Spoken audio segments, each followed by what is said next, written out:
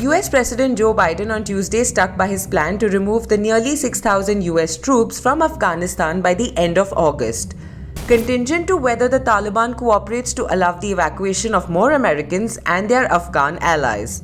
Biden announced a plan in April to withdraw 2,500 US troops who were still in Afghanistan after a 20-year war, but was forced to send thousands more back to evacuate those at risk as the US-backed government and military quickly collapsed.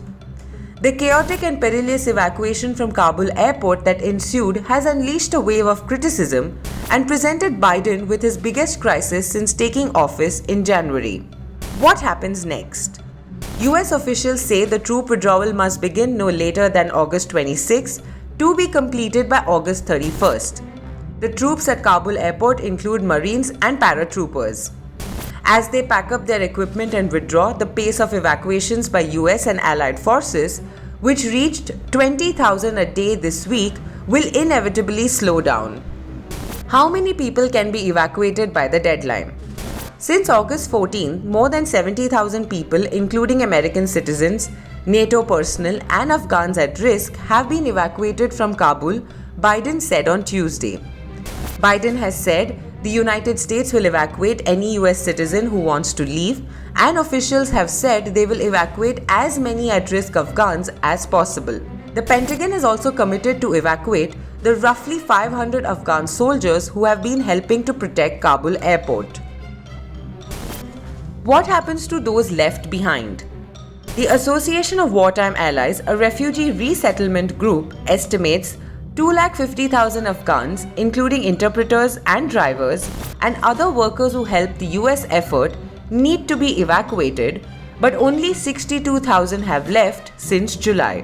The State Department says the aim is to help at-risk Afghans leave even after the troop withdrawal, and that Washington will put pressure on the Taliban to ensure they are able to do so.